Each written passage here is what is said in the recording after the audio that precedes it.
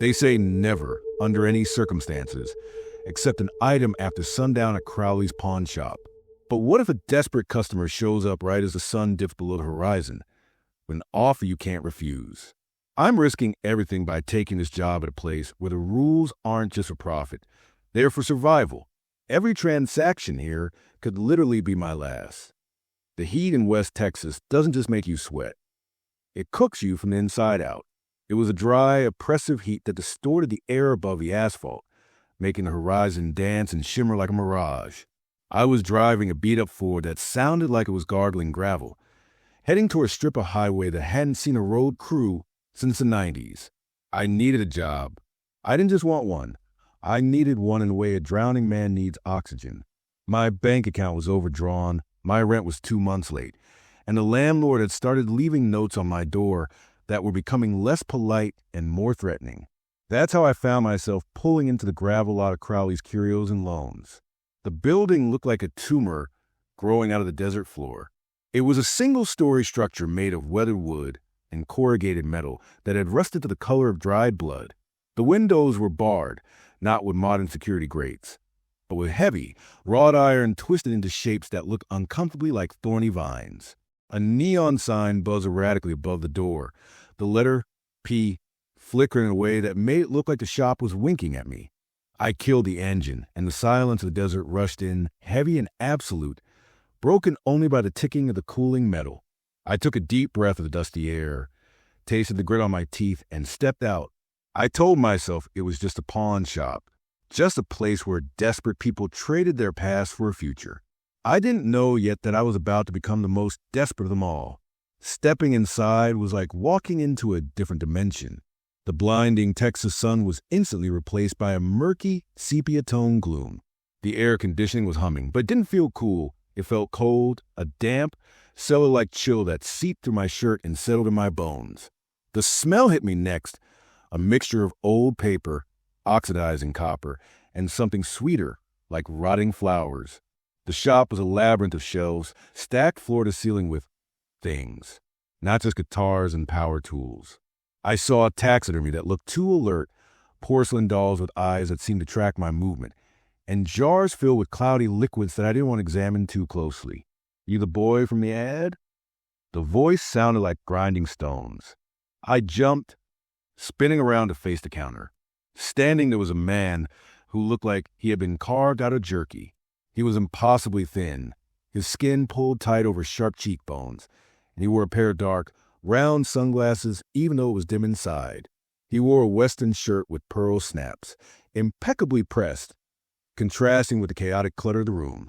This was Crowley. "Yes, sir," I stammered, trying to steady my voice. "Name's Elias." I saw the flyer at the gas station. Crowley didn't move. He didn't smile. He just stared at me through those black lenses. Elias. He tasted the name, rolling it around in his mouth like cheap whiskey. Biblical.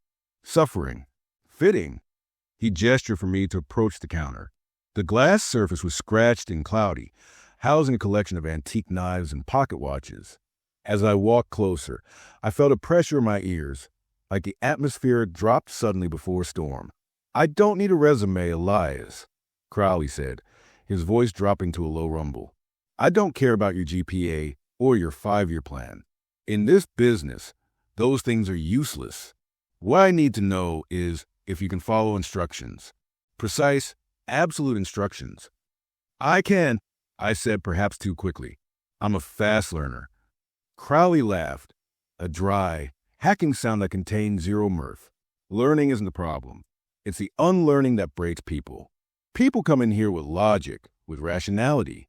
They think the world works a certain way because they learned it in school. Here, physics is a suggestion. Reality is negotiable." He reached under the counter and pulled out a heavy, leather-bound ledger. He slammed it onto the glass, the sound echoing like a gunshot in a quiet shop. Dust motes danced in the disturbed air. He opened it, revealing pages filled with dense, handwritten scrawl and ink that looked brown and rusty.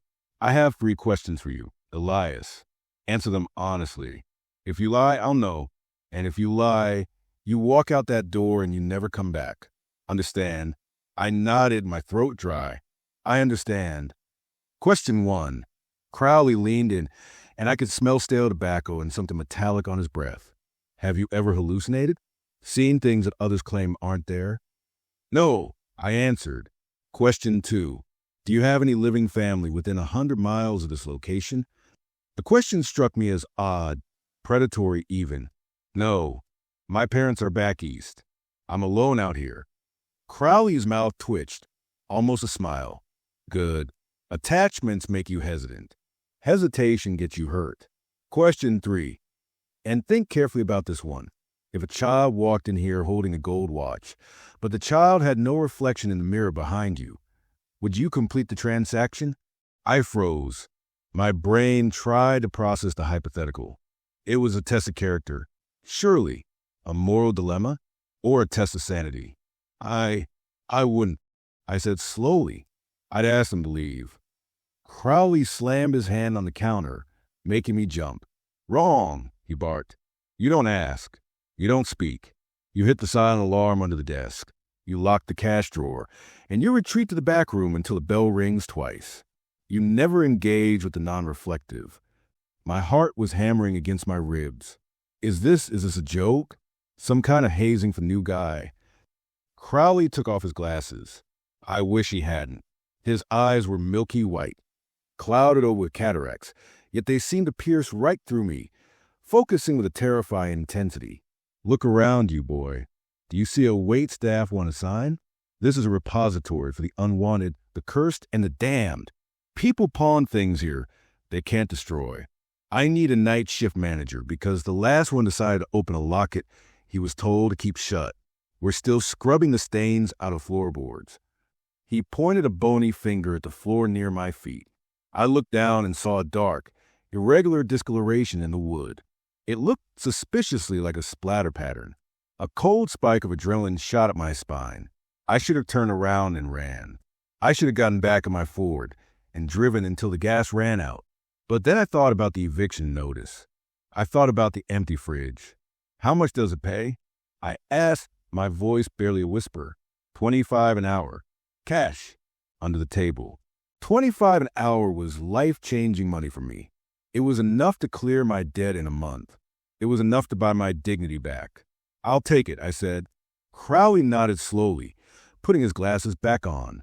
Then listen closely, Elias, because I'm only going to say this once. There are rules. They are not guidelines. They are the scripture by which you will live or die in this shop. He spun the ledger around. On the open page, a list of rules was written in jagged, aggressive strokes. Rule number 1, Crowley recited, tapping the paper. Never touch the items in the display cases without gloves. Some of these metals react poorly to human skin oils or the soul attached to the skin. Rule number 2, if the grandfather clock in the corner strikes 13, you cover your ears and hum. Do not listen to the 13th chime. It's not a sound made for human ears. I stared at him, waiting for the punchline, but his face remained stone. And the most important rule, Crowley's voice dropped an octave, becoming grave and serious. The sundown rule. This is the one that matters most. We are open 24 hours for browsing, but we stop accepting pawns the moment the sun dips below that horizon. I don't care if it's the Pope himself standing there with the Holy Grail. Once the sun is gone, the intake window closes. Why? I asked, unable to stop myself. Business is business, right? Crowley leaned over the counter, grabbing my wrist with a grip that felt like a steel vice. His skin was ice cold. Because, Elias, after sundown, the things that come to trade aren't looking for money. They're looking for an exchange, a soul for a trinket, a life for a memory. If you accept an item after dark, you invite the owner in. And once they are in, they become part of the inventory. And if you let them in, you become part of the inventory too. He released my wrist. I rubbed the spot, feeling the cold lingering on my skin. Part of the inventory? I echoed. Take a look at the mannequin in the corner. Crowley gestured with his chin toward a dusty, tuxedo-clad figure standing stiffly near the window. I looked. It was a standard mannequin, old and chipped. But then as I stared, I swore I saw the chest rise and fall just a fraction of an inch. A shallow, ragged breath. I blinked, and it was still again, just plastic and plaster. My predecessor, Crowley said softly. He took a violin from a pale woman at 9 p.m. Now he models the vintage wear. He's very quiet, mostly. The air in the room seemed to thicken, pressing against my eardrums. "You're trying to scare me," I said, though my voice lacked conviction. "I'm trying to save you," Crowley corrected. He reached under the counter and tossed a set of heavy iron keys onto the glass. "You start tonight. I handle the day. The night is yours. Just remember, Elias, the items in here, they get lonely. They want to be touched. They want to be used. Don't let them seduce you. And for the love of God, watch the sunset." He turned and walked toward the back office, his boots clicking rhythmically on the hardwood. "Oh, and Elias," he called out without looking back, "if you hear scratching coming from inside the safe, ignore it. It stops eventually." Then he was gone, the heavy door clicking shut behind him, leaving me alone in the main showroom. I looked at the keys in front of me. They looked ancient, the metal pitted and dark. I looked at the clock on the wall. It was 6:45 p.m. Sunset was at 8:12 p.m. I had less than 2 hours before the rules kicked in. I walked around the counter, my legs feeling heavy, and took my seat on the stool. It creaked under my weight. From my vantage point, I could see the entire shop. The rows of shelves seemed to stretch further back than the building's exterior should allow. The shadows were lengthening, stretching out like dark fingers reaching toward me. A sudden noise made me jump, a soft, melodic tinkling. I scanned the room and saw a music box on a nearby shelf. The lid was closed, yet the music played. A slow, mournful tune that sounded like a nursery rhyme played in reverse. I stared at it, remembering rule number 1. Never touch the items without gloves. I grabbed a pair of thick leather gloves from under the counter, my hands shaking. I walked over to the music box. As I got closer, the air grew colder. I could feel eyes on me, not from the windows, but from the shelves, the dolls, the masks, the mannequin. I reached out and placed my gloved hand on the lid of the music box to silence it, but as I did, the music stopped abruptly on its own. In the silence that followed, I heard a whisper, clear as day, right next to my ear. "He's lying to you." I spun around, fists raised, heart hammering a frantic rhythm against my ribs. There was no one there, just a dusty air and the setting sun casting blood-red light across the floor. I retreated to the counter, checking the time again. 7 p.m. The front door chimed. My first customer. A man walked in, clutching a burlap sack to his chest. He looked frantic, sweating profusely despite the AC. He rushed to the counter, his eyes darting around the shop as if he expected something to jump out at him. "I need to pawn this," he wheezed, slamming the sack onto the glass. "Right now. Cash. Anything you got."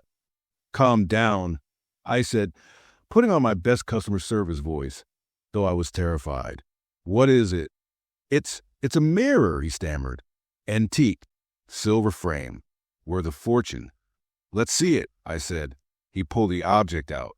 It was indeed a mirror, oval-shaped with an intricate frame of twisted silver serpents. But the glass was black. Pitch black. It didn't reflect the shop. It didn't reflect the man. And it certainly didn't reflect me. I looked at the man. He was terrified of the object. He wouldn't even look at it directly. $50, he begged.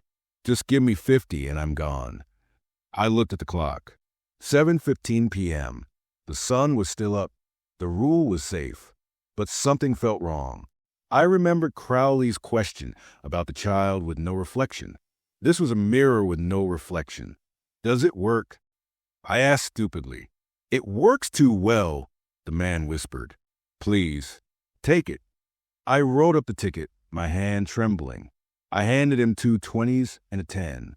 He snatched the money and ran out the door without looking back, leaving the black mirror sitting on the counter. I stared into the black glass. Deep within the darkness, something moved, a swirl of gray mist, forming a shape, a hand, pressing against the glass from the inside. I shoved the mirror into a drawer and locked it. My heart was racing. I had followed the rules. The sun was up. It was fine. But as I sat there, trying to slow my breathing, I watched the sunlight creeping across the floor, retreating toward the door. The shadows in the back corners were getting taller, merging together. The shop seemed to be holding its breath, waiting for the light to die. I looked at the window. The sun was a sliver of orange on the horizon now. The transition was beginning. As the last ray of light vanished, the air in the shop changed instantly. The hum of the AC stopped. The silence became aggressive. And then the phone on the desk rang. I picked it up. "Crowley's," I said. Static crackled on the other end. Then a voice that sounded like it was coming from underwater. "Is it dark yet, Elias?" I slammed the phone down. The grandfather clock in the corner began to chime. I counted automatically. 1, 2, 3. At that moment, I realized the true horror wasn't just the customers. It was the inventory. And I was locked in with it until dawn. The grandfather clock in the corner was a towering monolith of dark oak, carved with scenes of twisting vines and weeping angels. As the pendulum swung, slicing through the heavy air, the chimes began to resonate through the shop. They were deep, mournful sounds that didn't just ring in my ears.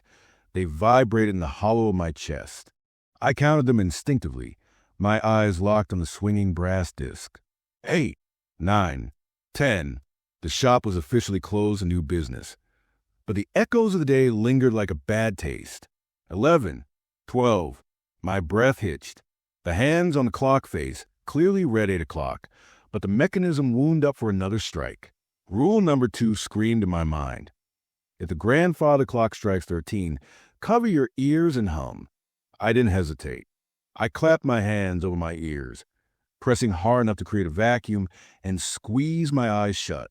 A low, vibrating hum started in my throat, a frantic, tuneless drone meant to drown out the world. I felt the floorboards beneath my boots shudder. The air pressure in the room spiked, popping my sinuses. It wasn't a sound. It was a physical wave of displacement, as if something massive had just stepped into the room from a place that didn't exist a moment ago. The sensation lasted for 10 agonizing seconds, feeling like gravity had doubled, pinning me to the stool. Then, as quickly as it had begun, the pressure vanished. I slowly lowered my hands, the silence of the shop rushing back in to fill the void. But it was a different kind of silence now. It was expectant. The sepia gloom had deepened into true shadow, and the corners of the room seemed to have stretched, making the shop feel cavernous. The safe under the desk let out a sharp metallic clank, as if something inside had just settled or shifted. I needed to know more. Crowley had given me the basics, but the fear gnawing at my gut told me I was woefully underprepared. I pulled the heavy leather ledger toward me again, flipping past the initial intake pages to the section Crowley had tapped earlier. The rules weren't just a list. They were a survival guide written in the erratic handwriting of what looked like a dozen different people. Some entries were neat and precise, written in fountain pen. Others were scrawled in pencil. The graphite dug deep into the paper, bordering on panic. I traced the lines with shaking finger, reading the entries that Crowley hadn't mentioned. Rule 4. The porcelain dolls on the third shelf, section B. They will move. Do not acknowledge it. If you see one standing in a different position than it was an hour ago, simply turn the other way. If you make eye contact, you must compliment its dress. Failure to do so results in migration. Migration? I glanced towards section B. A row of Victorian dolls with cracked faces and frilly, decaying dresses sat staring blankly at the opposite wall. One of them, a blonde with a missing eye, seemed to be leaning forward slightly, her ceramic fingers poised as if to grab something. I quickly looked away, muttering, "Lovely lace work on that hem," to the empty air. I felt foolish, but the goosebumps on my arms told me I wasn't acting irrationally. I read on. Rule 7. Never leave the back room in total darkness. The things that live in the shadows of the warehouse are not bound by the same geometry as the showroom. If a bulb blows, you have 30 seconds to replace it or light a flare. If you fail, do not turn around. Walk backward until you hit the door frame. Beneath that rule, in a shaky, frantic script, someone had written, Jenkins didn't walk backward. We found his teeth in the ceiling fan. My stomach churned. This wasn't lore. This was history. I was reading the obituaries of my predecessors. The reality of my situation was sinking in with the weight of an anchor. I was a manager. I was a zookeeper for cursed objects. A soft scraping sound drew my attention to the floor. I froze. About 10 feet away, in the aisle containing vintage musical instruments, a heavy, velvet-lined violin case was slowly dragging itself across the wooden floorboards. Scrape, pause, scrape. It moved inches at a time, heading toward the counter. Heading toward me. I gripped the edge of the desk, my knuckles white. There was no rule for moving violin cases. What was I supposed to do? Don't let them seduce you, Crowley had said. They want to be used. I stood up, my knees trembling. Stop, I commanded, my voice cracking. The case stopped instantly. The silence that followed was heavy, pregnant with malice. I slowly sat back down, realizing that commanding the inventory might be a mistake. It acknowledged me. I had established a dialogue. I turned back to the ledger, desperate for a distraction or solution. That's when I saw the entry that made my blood run cold. It was circled in red ink, underlined 3 times. Rule 9. The sundown rule is absolute, but be warned, they will try to trick you. The entities that come after dark are shapeshifters, mimics, and liars.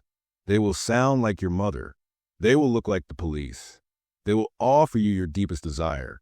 If you unlock the door after sundown, the threshold is broken. The shop becomes theirs. I looked at the front door. The heavy iron deadbolt was thrown. The closed sign turned outward. Through the thick glass and the wrought iron bars, I could see the streetlights flickering on the empty highway. It looked like a normal night in Texas. But inside, the atmosphere was pressurized, like the inside of a submarine diving too deep. Suddenly, a bright pair of headlights swept across the front of the store, blinding me for a second. A car pulled into gravel lot, crunching loudly. It was a modern sedan, pristine and white, completely out of place against the rusted aesthetic of the shop. A man stepped out. He was dressed in a sharp suit, holding a briefcase. He walked briskly to the door and knocked. It was a polite, rhythmic knock. Rat-tat-tat. I stayed on my stool, heart hammering. I pointed to the closed sign. The man smiled. It was a perfect white-toothed smile that didn't quite reach his eyes.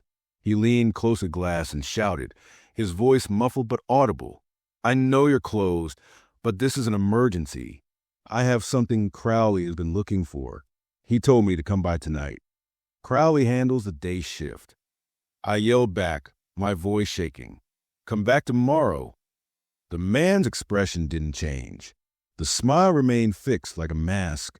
I can't do that, Elias. The item is degrading. It needs to be in the safe. Now. He knew my name. Cold sweat broke out on my forehead. How did he know my name? I had been employed for less than 4 hours. I can't open the door, I said, reciting the rule like a prayer. No intake after sundown.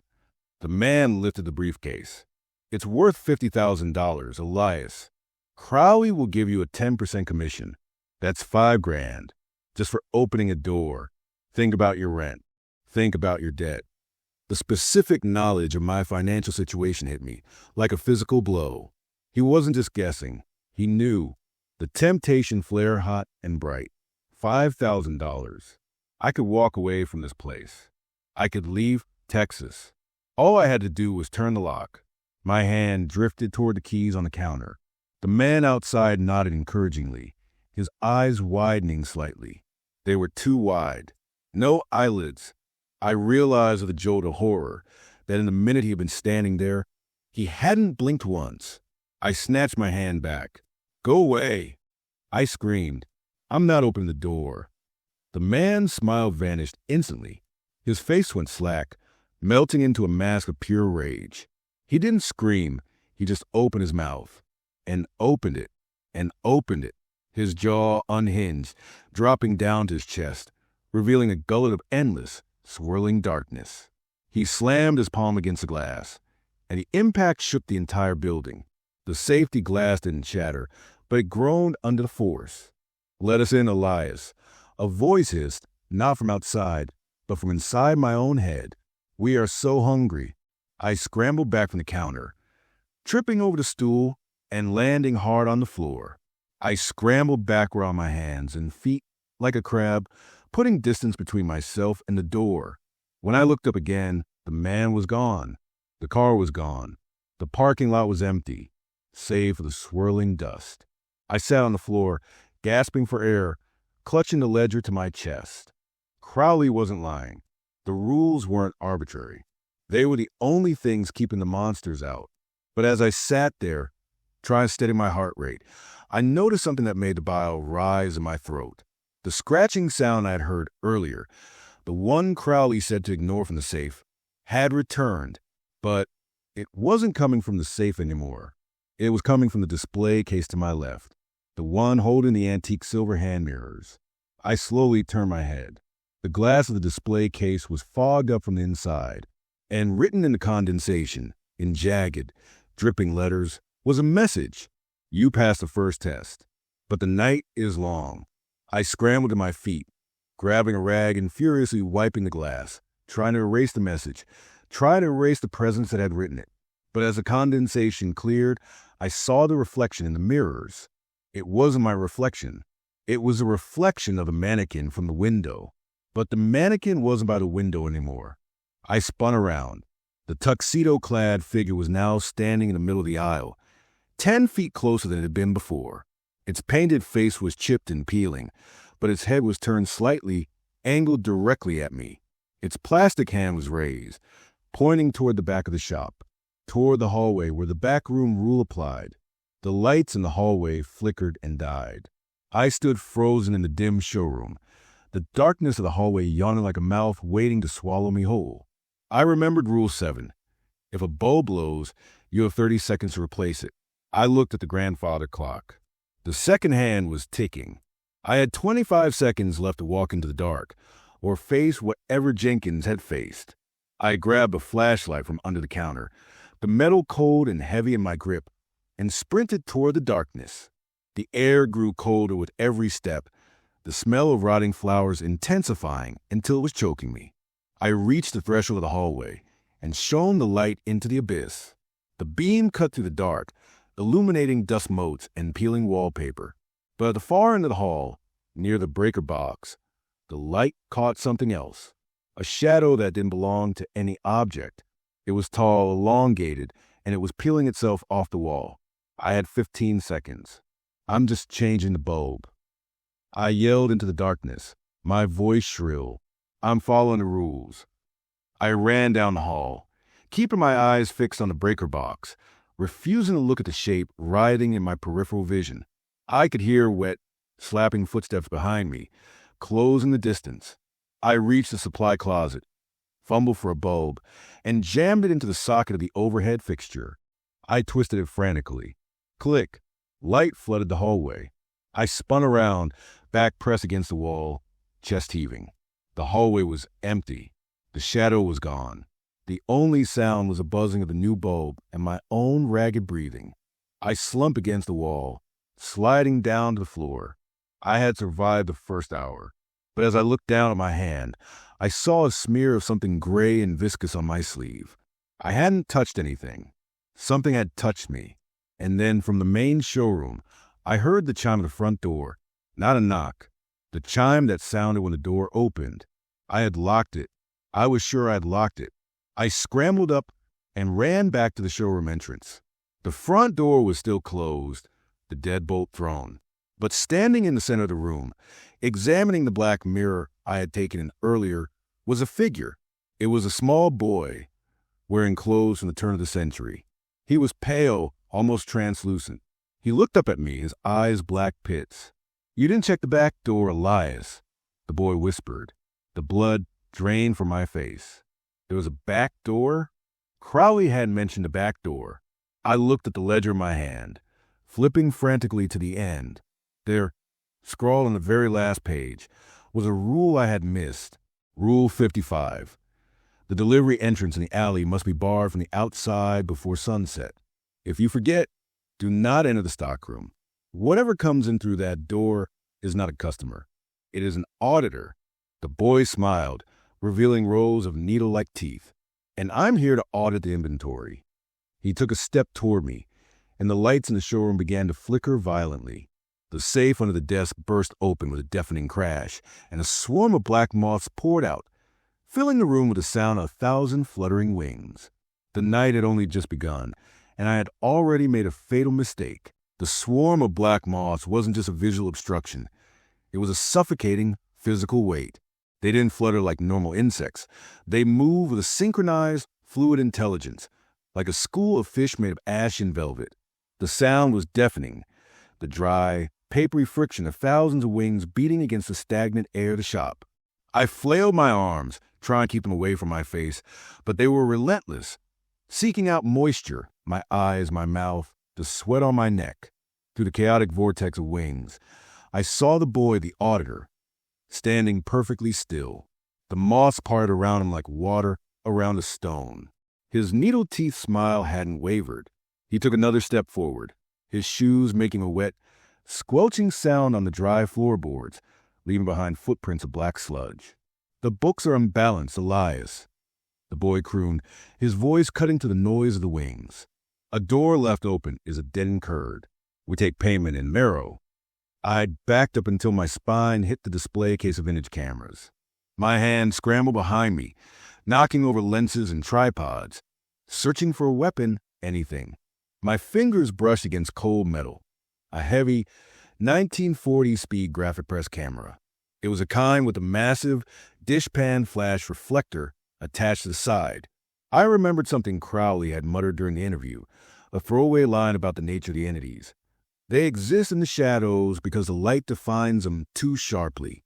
It anchors them. They hate being anchored. I grabbed the camera, praying the ancient bulb was still seated in the flash gun. The auditor lunged, his jaw unhinging further, revealing a throat that looked like a descending staircase into a cellar.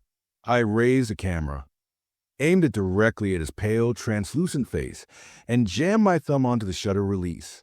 Pop! The sound was like a pistol shot. The flashbulb didn't just illuminate the room. It incinerated the darkness. For a split second, the shop was washed in a blinding, magnesium-white brilliance that bleached the color out of everything. The auditor shrieked, a sound that wasn't human, like metal tearing apart. The light seemed to hit him with physical force. He dissolved into a cloud of gray smoke, blasted backward as if hit by a cannonball. The moths, caught in the sudden flare, burst into flames midair, disintegrating into harmless soot that rained down on the floor. I didn't wait to see if he reformed. I dropped the camera and sprinted. I vaulted over the counter, ignoring the pain in my shins, and made a break for the back room. The hallway was still illuminated by the single bulb I had changed earlier, casting long, swinging shadows that danced like hangmen. I reached the heavy steel door at the end of the hall. The entrance to the stockroom. Rule 55 echoed in my head.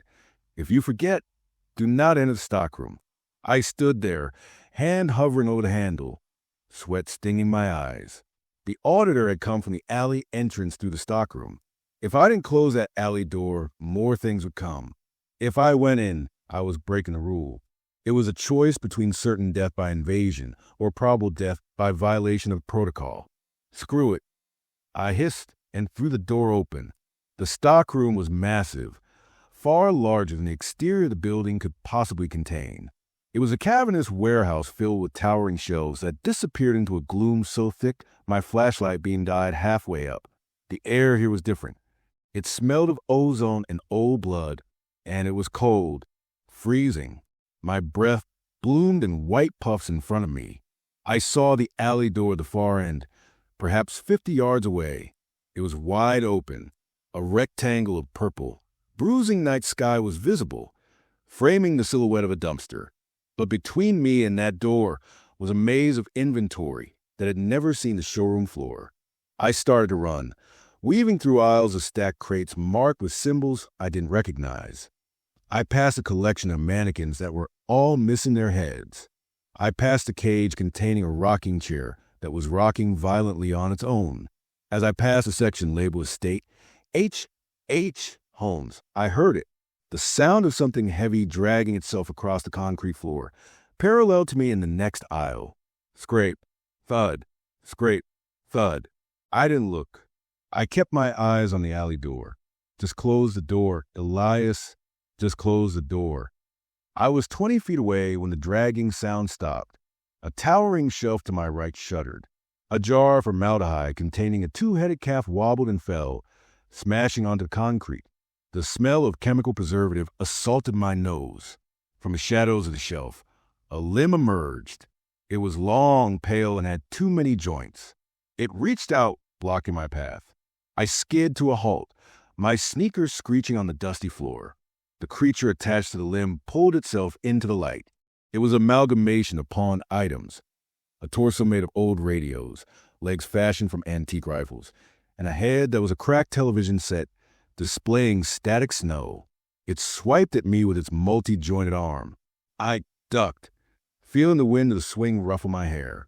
I scrambled underneath its legs, or rather the rifles, and lunged to the alley door.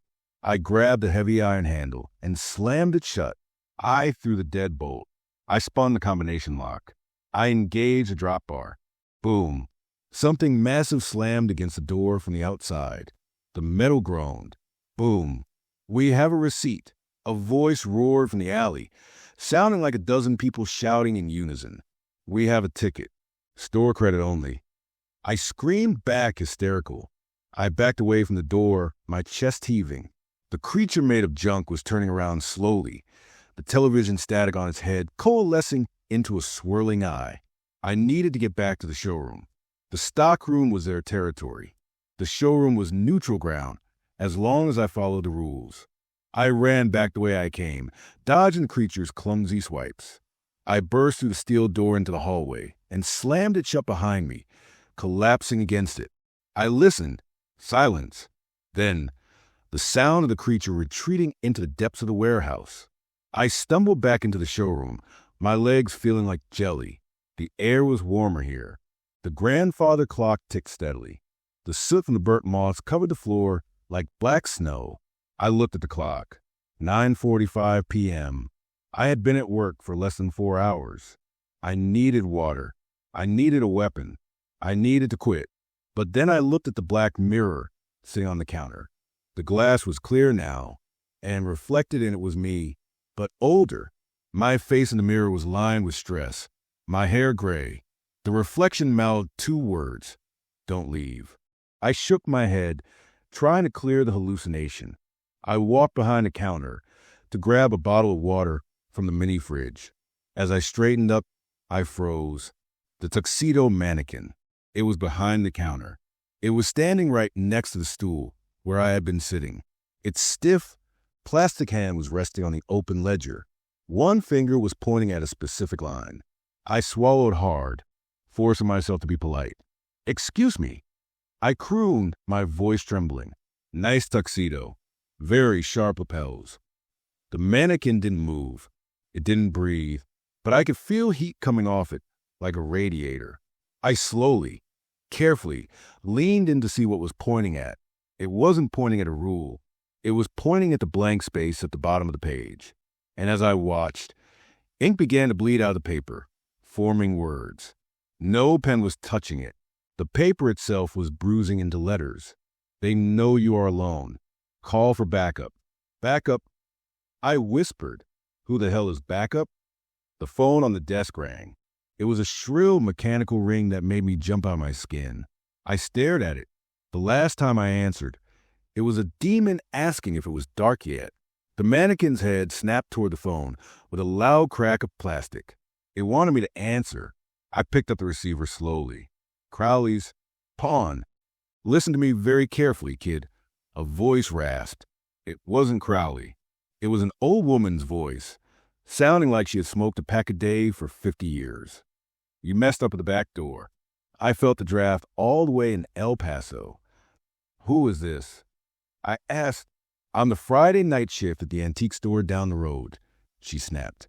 "We're in the same union, the union of the damned. Now, listen, you let an auditor in. You blasted him, which was smart, but you didn't close the account. He's still in the system.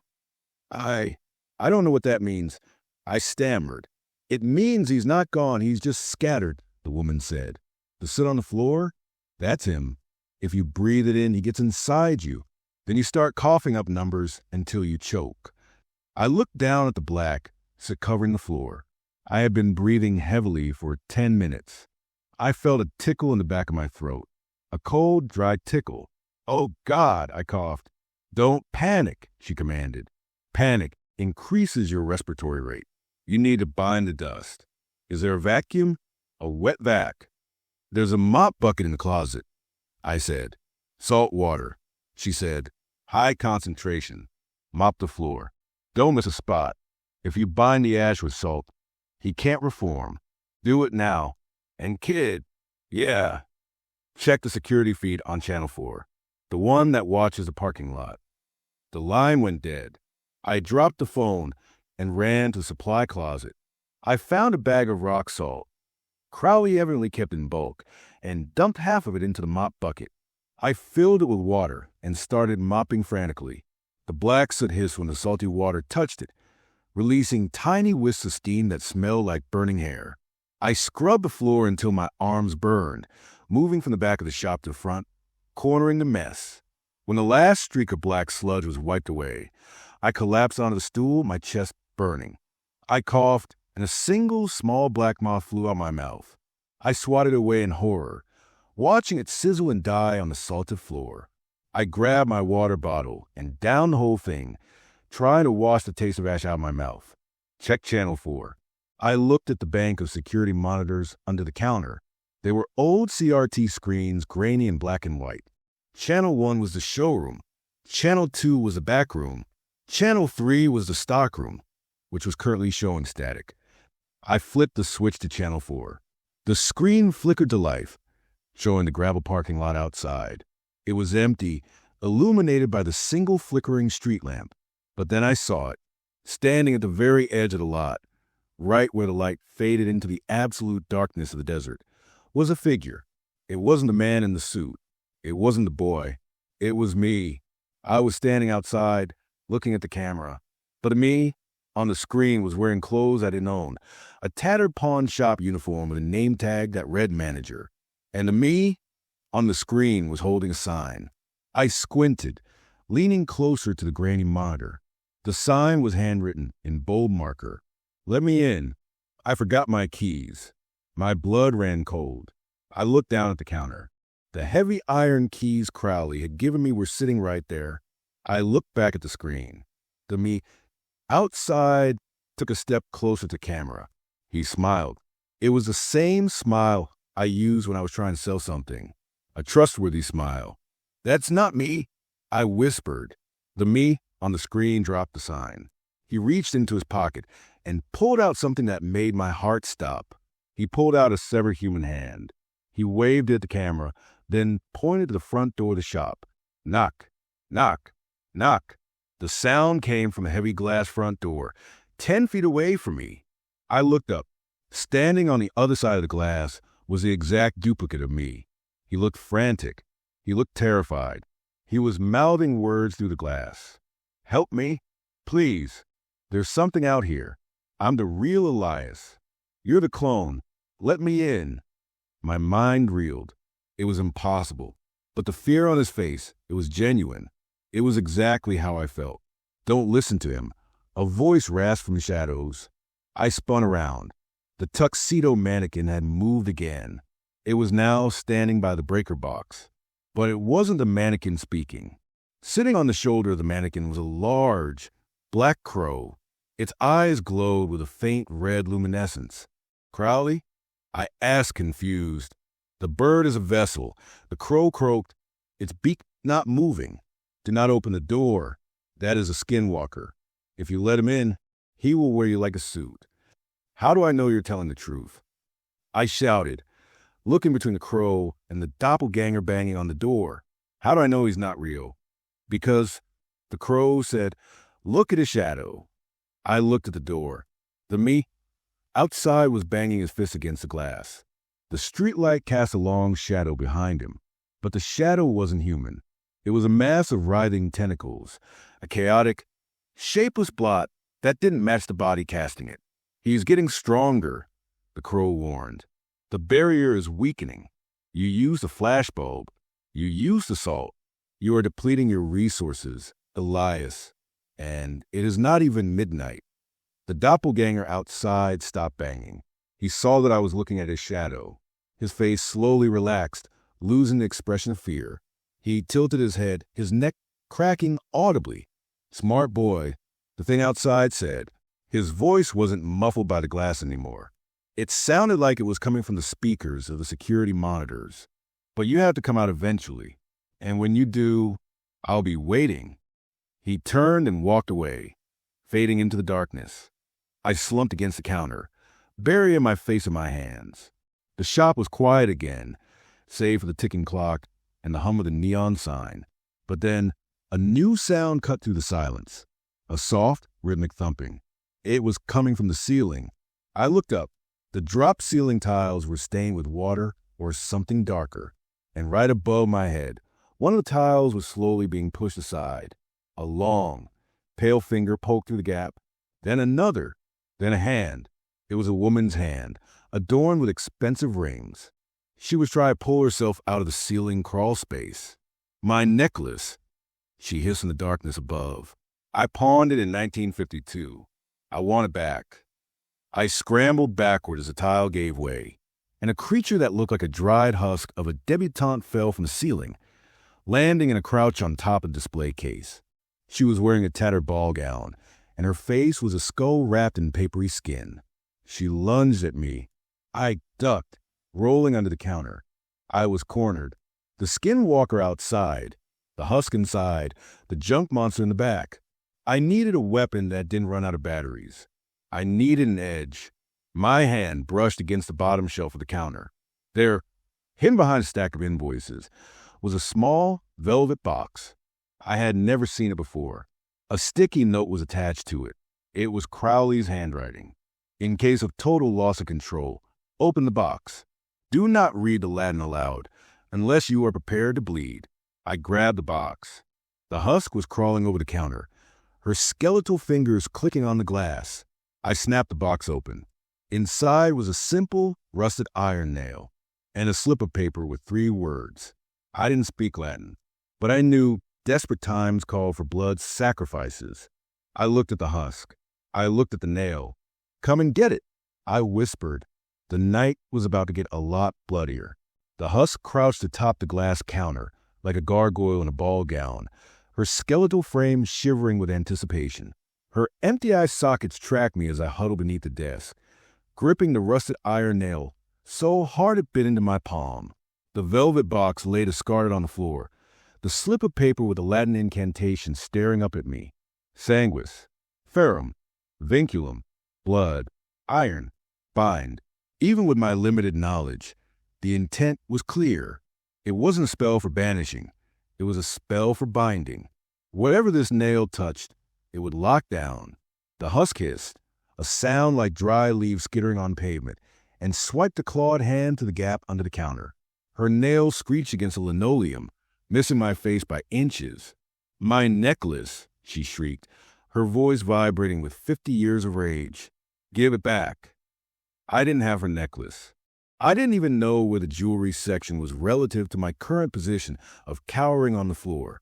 I needed to immobilize her before she tore my throat out. I took a breath that tasted of dust and fear. "Okay," I muttered, "prepare to bleed."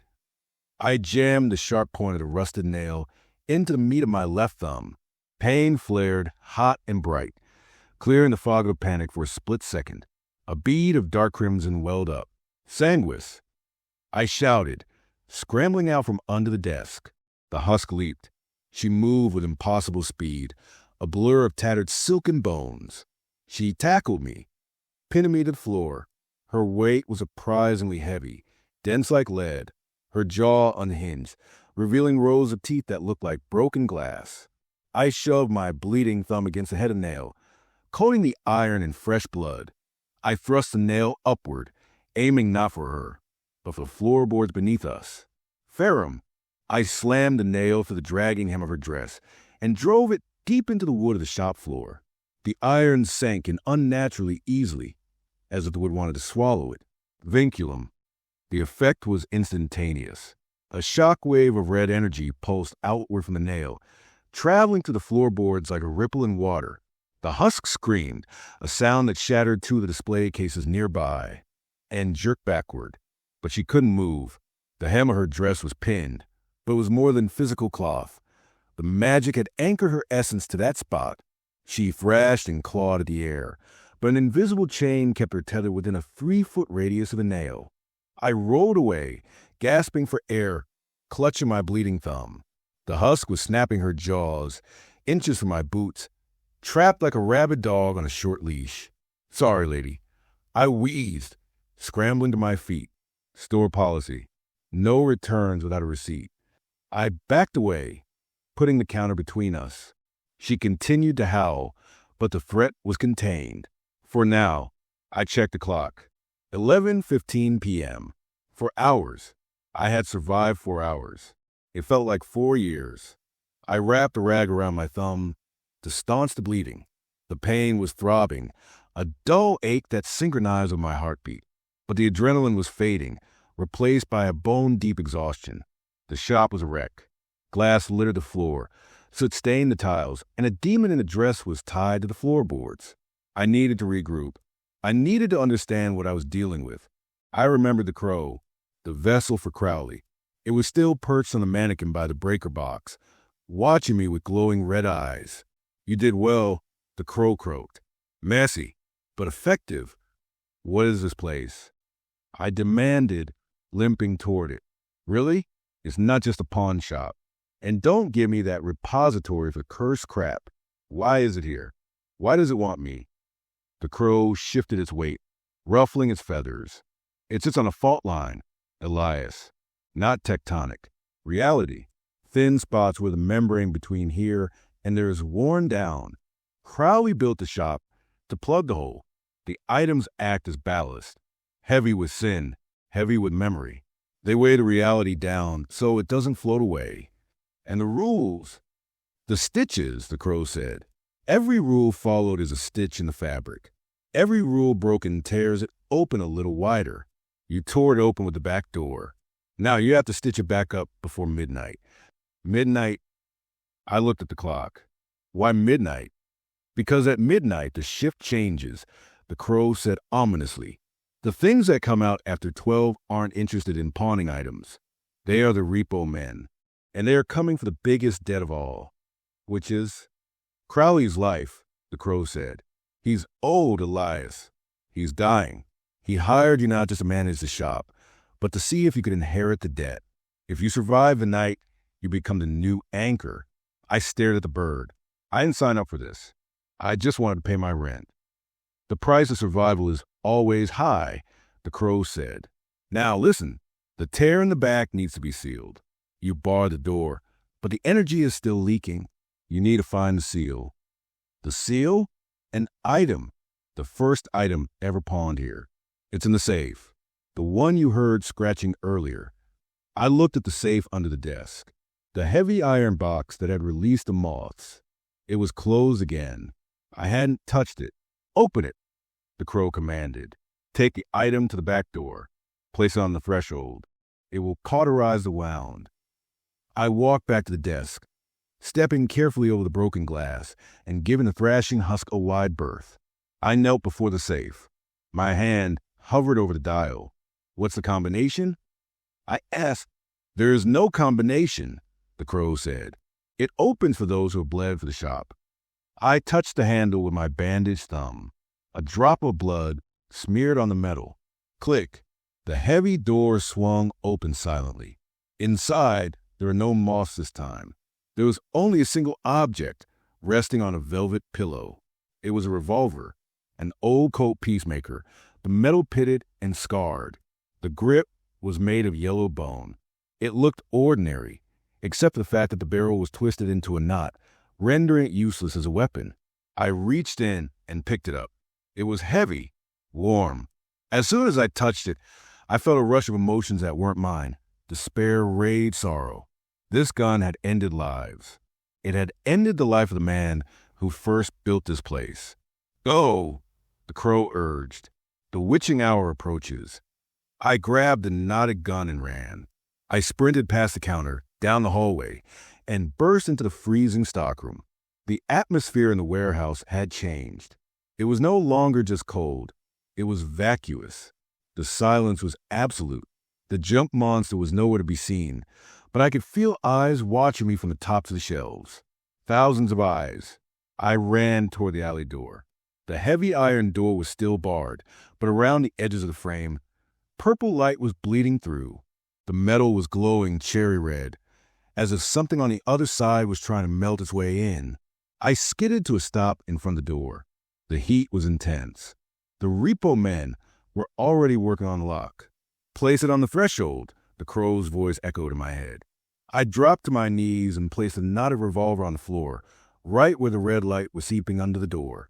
Seal it! I screamed, not knowing why, just feeling the intent. The revolver began to vibrate. The bone grip glowed with a pale, ghostly light. The red glow from outside clashed with the white light of the gun. There was a sound like screaming metal, high-pitched and agonizing. The gun dissolved. It melted into a pool of liquid silver that flowed into the cracks around the door, filling the gaps, sealing the breach. The purple light outside flared once, then died. The heat dissipated instantly. The door cooled, turning a dull, lifeless gray. I slumped against a crate, gasping. I had done it. I had stitched the wound. Dong. The sound rolled through the warehouse, deep and resonant. I froze. Dong. It was a grandfather clock in the showroom. Dong. Midnight. I scrambled to my feet. The crow said the shift changes at midnight. I ran back toward the hallway, but as I reached the door leading to the showroom, it slammed shut in my face. I grabbed the handle and pulled. Locked. Hey! I yelled, banging on the metal. Let me in. No answer. Then the lights in the warehouse went out. All of them. Even the emergency exit sign sputtered and died. I was in total darkness. Rule 7 flashed in my mind. Never leave the back room in total darkness. But I couldn't change a bulb here. The ceiling was 30 feet high. I fumbled for my flashlight, but my hands were shaking so bad I dropped it. It clattered across the floor, rolling away. I heard it hit something and stop. Then a light turned on. It wasn't a bulb. It was a spotlight, clicking on with mechanical thunk, shining down from the ceiling into the center of the warehouse aisle. In the circle of light stood a man. He was tall, wearing a long black trench coat and a wide-brimmed hat that obscured his face. He held a clipboard in one hand and a pocket watch in the other. He looked up. He had no face, just a smooth, blank expanse of skin where features should be. Elias, he said. His voice didn't travel through the air. It vibrated in the bones of my skull. Shift change. I am the manager of the night. I pressed my back against the locked door. Crowley is the manager. Crowley is retired, the faceless man said. He tapped the clipboard. We are reviewing your performance. You have incurred significant penalties. Property damage. Unauthorized use of Class A binding spells. Noise violations. He took a step forward. The spotlight moved with him. However, he continued, tilting his head, you showed initiative. The sealing of the breach was adequate. What do you want? I whispered. I want to make a transaction, the entity said. Crowley's contract is expired. He is no longer the anchor. The shop needs a new heart, a new soul to weigh it down. He pointed a glow finger at me. You. I shook my head. No, I quit. I'm done. The faceless man chuckled, a wet, squelching sound. You cannot quit, Elias. You accepted the money. You accepted the keys. You accepted the blood. You're already part of the inventory. He snapped his fingers. The crates around me exploded outward. The inventory woke up. Mannequins without heads dropped from the shelves. Antique toys marched out of the shadows, wielding needles and shards of glass. The junk monster lumbered out from behind a stack of tires. They formed a circle around me, blocking every escape. "The test is simple," the faceless man said. "Survive until dawn and the job is yours. You keep your soul, you keep the money, you keep your life. Fail, and you go into the glass case next to the shrunken heads." He checked his watch. "Sunrise is at 6:45 a.m. You have 6 hours and 45 minutes. He vanished. The spotlight died. I was alone in the dark, surrounded by 1,000 cursed objects that wanted to kill me. I fell to my knees, searching for my flashlight. My hand closed around the metal tube. I clicked it on. The beam cut to the dark, illuminating the face of a porcelain doll standing inches from my nose. It smiled, revealing rows of razor-sharp teeth. "Playtime," it whispered. I swung the flashlight like a club, shattering the doll's head. I scrambled to my feet, backing up until I hit the wall. I had 6 hours.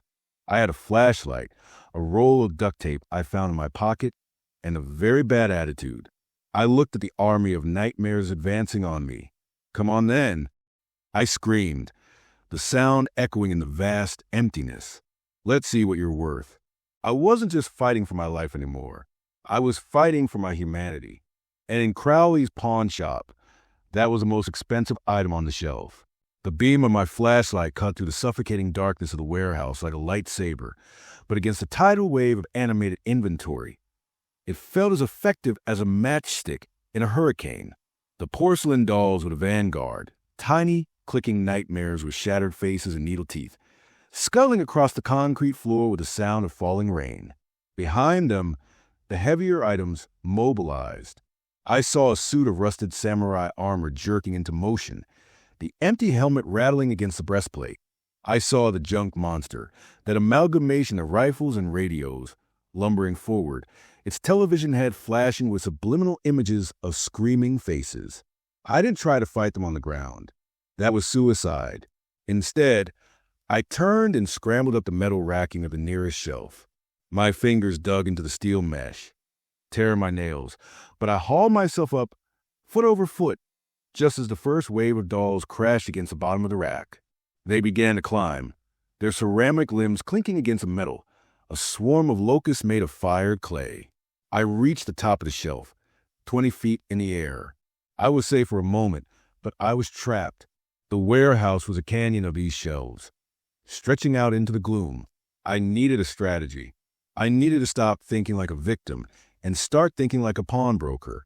These things weren't just monsters. They were objects. They had histories. They had conflicting energies. Crowley had said, "Items pawned here act as ballast, heavy with sin. Sin contradicts sin. Hate conflicts with hate." I shone the light down at the climbing dolls. They were halfway up. I looked around my perch. I was sitting on a crate labeled Vatican Estate Rejected. I pried the lid open with the handle of the flashlight. Inside were silver crucifixes, blackened by time, and bottles of water that had turned cloudy, holy objects that had lost their sanctity, or perhaps absorbed too much darkness to remain holy. I grabbed a handful of the blackened silver crosses. "Let's see if you guys are allergic to irony," I muttered. I hurled the crosses down at the climbing dolls. When the silver touched the ceramic, there wasn't a holy flash of light. Instead, there was a violent magnetic repulsion. The crosses were charged with a different polarity of curse than the dolls.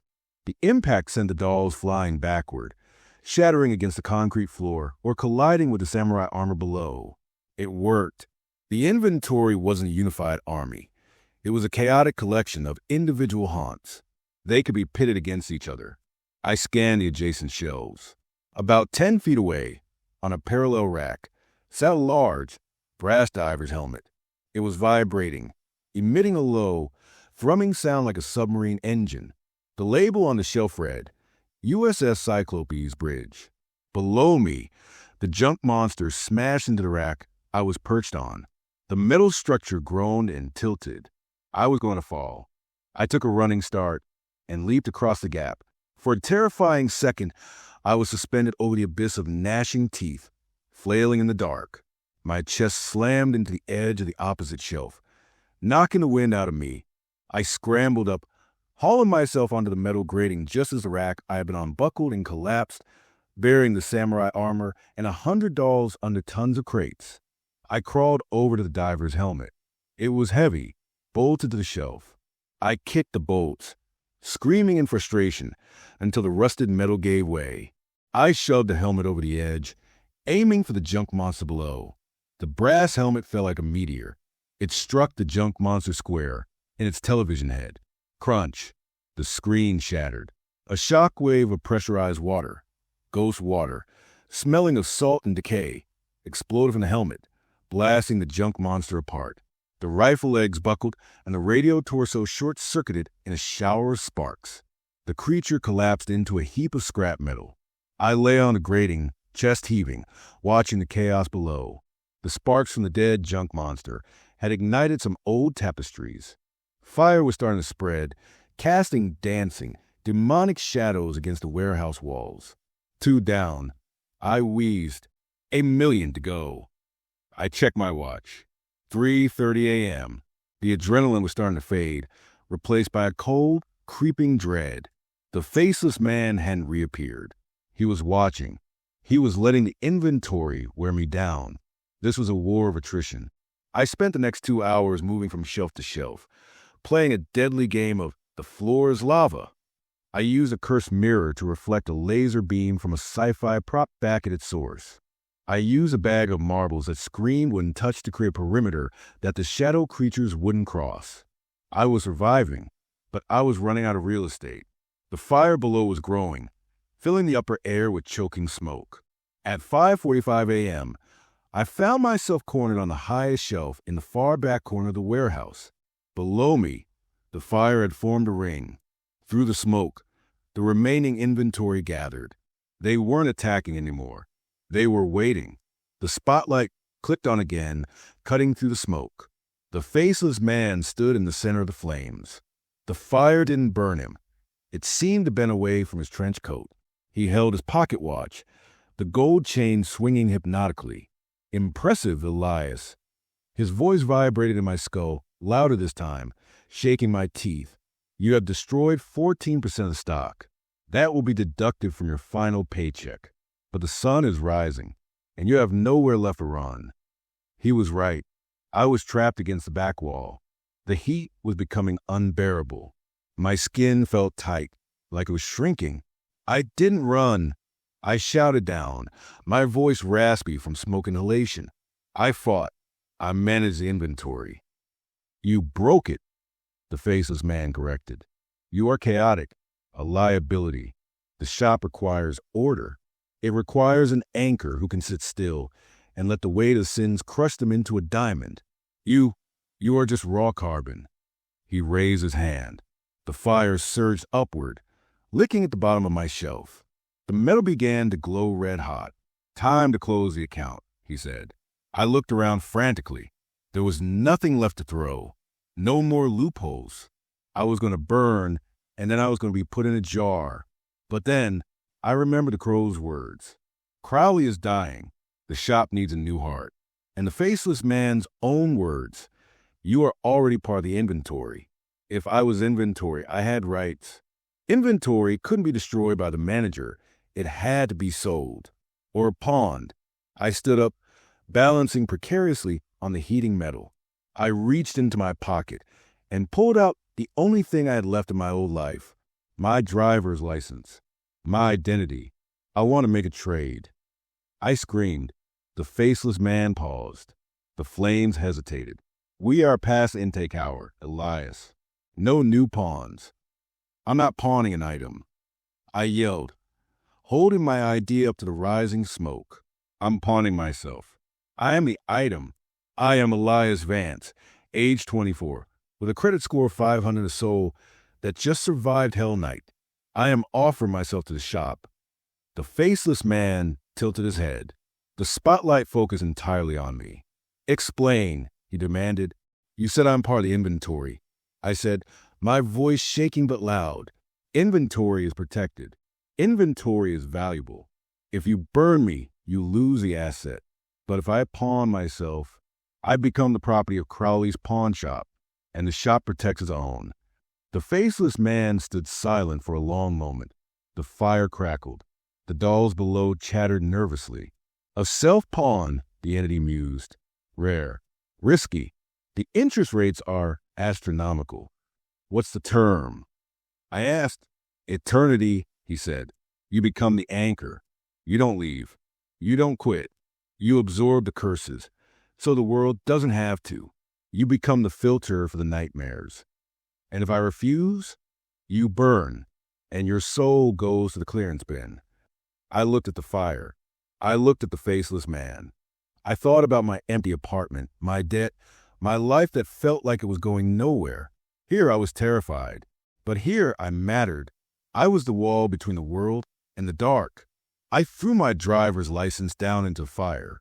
Deal, I said. I accept the terms. The ID card at the flames. It didn't burn. It exploded with a brilliant, blinding blue light. The light expanded, washing over the warehouse, extinguishing the red fire, pushing back the smoke, freezing the dolls in their tracks. The faceless man looked at his watch. Transaction accepted, he said.